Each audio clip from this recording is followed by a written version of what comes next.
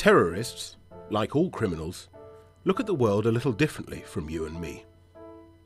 Where we see normality, they look for opportunity. Where we see an iconic building or part of our history, they see a target to attack.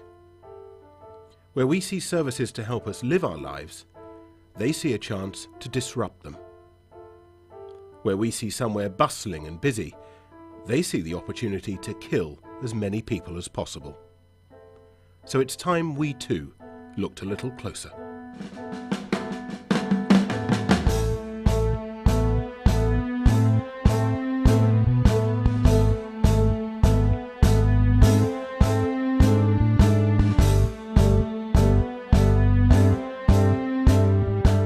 Terrorists seek out places where they can make the biggest impact.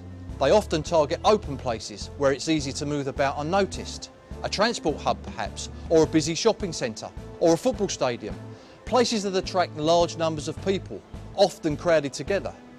Enclosed spaces such as theatres, concert arenas or nightclubs also make attractive targets. Although security may be tighter, the risk of being caught is outweighed by the huge publicity and outcry a successful attack will generate. But whichever you work at, the threat is very real. Terrorists do careful research to ensure a successful attack. They gather all sorts of information, such as how easy it is to get close to the target, whether they need passes to get in, who or what might challenge them.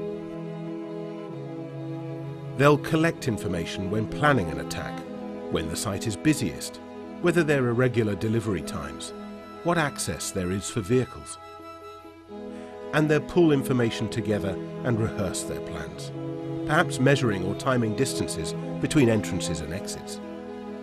It's during this preparation leading up to an attack when we have the best chance of spotting suspicious behaviour, when the terrorist is at work and vulnerable to being exposed.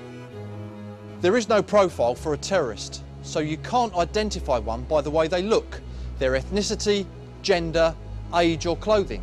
It's their behaviour that identifies them. And in your role, you're ideally placed to recognise suspicious behaviour. Be alert to the threat and you'll notice that when a terrorist is preparing for an attack, the way they act will seem out of the ordinary. Look closely and you'll see the criminal taking photographs doesn't always behave like a tourist taking photographs. A delivery man doing his job doesn't behave like a terrorist scouting entrances and exits. Trust your instinct when it tells you that things just don't look right. When someone's behaviour at your place of work raises your concerns, you have every right to approach them. So, what type of behaviours are we talking about? Perhaps a person is in a restricted area. Perhaps they don't have the correct passes or authority to be there. Is someone you wouldn't expect making notes, drawing diagrams, taking measurements? Are they taking videos or photos? What are they trying to capture? Are they hiding their camera? Does it look like regular tourist photography or something out of the ordinary? Perhaps they're showing an interest in security features, even testing them.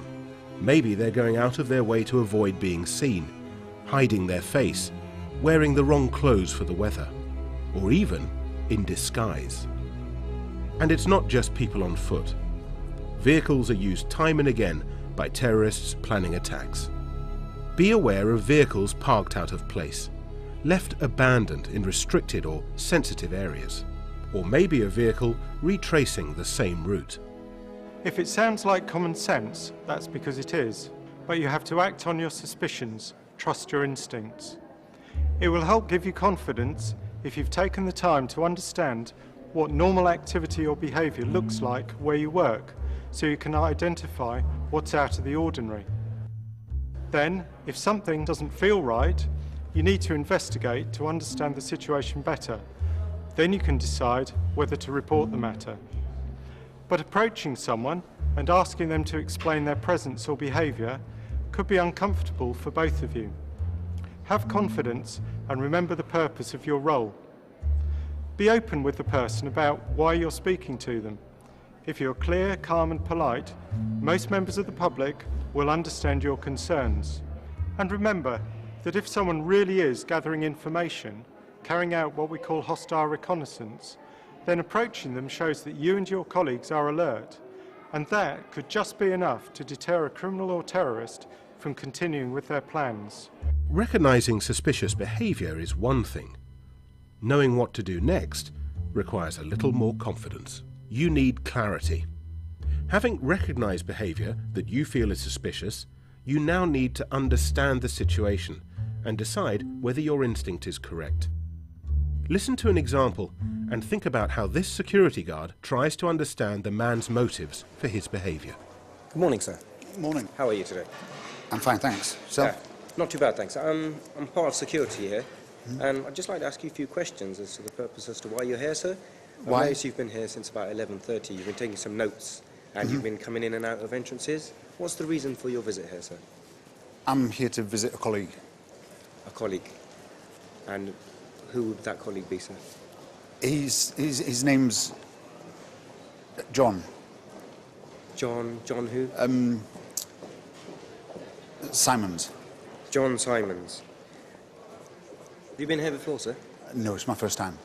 Okay. So you've been here a while. As I said, you've been here since about 11:30 or so. Yeah, I got here way too early. You've been taking some notes on your paper there, sir, and coming in and out of the building a few times. May I ask why? It's research. Research. Can you go into a little bit more detail? Well, I'm a writer. Sorry, it's a bit embarrassing. I don't like to talk about my work. That's okay.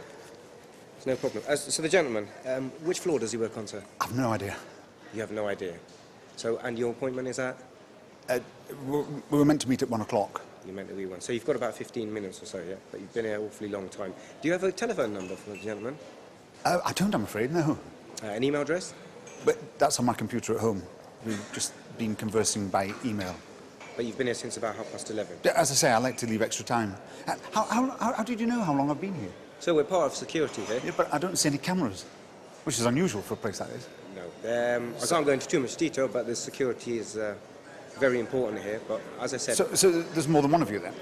There's lots of us. Is there someone watching us on a hidden camera somewhere? So I'm not going to go into detail like that. What I'm going to do is I've taken the gentleman's name, which was, sorry? John. John Roberts. John Roberts. Okay, so what I'm going to ask you to do is if the gentleman's going to meet you in the next 15 minutes or so and you're at the location, just bear with me for 1 second and I'm just going to try and get hold of Mr. John for you, okay? And, okay, thanks. I'm part of security here, so I'd just like to make sure that you're on time and there's no hiccups with your meeting. If you could just take a seat for me a moment, sir. There's not a problem, is there? There's no problem whatsoever. You take a seat. Thank you very much. Okay. Okay, now let's review the conversation. I think the security guard did a good job here. He explained who he was and why he decided to speak to this person. His tone of voice was confident and friendly, and he wasn't making a scene in front of other people in the area. There was no reason for the man he approached to feel threatened or harassed. However, I'd be wary of someone asking for details about the CCTV and security staff on site. Ask yourself, why would that be of interest to him? But it's not just about the questions people ask you, it's also about how they answer your questions. Try to get the person talking. In this case, the security guard asked questions about who he was meeting and why he was here so early. The man was vague with his answers. He couldn't remember his colleague's name properly, couldn't provide any contact details, and he'd been hanging around a long time without approaching reception.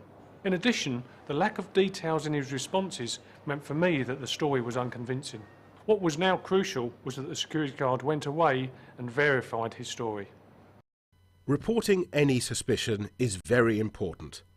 You might be reluctant to do so. Maybe you're embarrassed, or you don't want to get involved. In some cases, you might worry about being seen to be overreacting.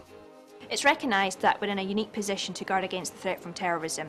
So if you have any doubt, report it. Use the word salute to help you remember what to pass on. Situation, who or what you picked up on. Activity, what was happening? What was the person or vehicle doing? Location, where exactly was this? Unit, who made the observation? Time, time and date of the instinct being reported. Equipment, any equipment you used for surveillance detection, such as a specific CCTV camera. Also, remember to note descriptions of any individuals involved. If you don't have a name from their identification, still record their age, hair colour, height, clothes, gender, ethnicity and any distinguishing features such as facial hair or tattoos. It's important to find out what your specific procedures for reporting are at your place of work. But if in doubt, call any suspicions through to the number on screen.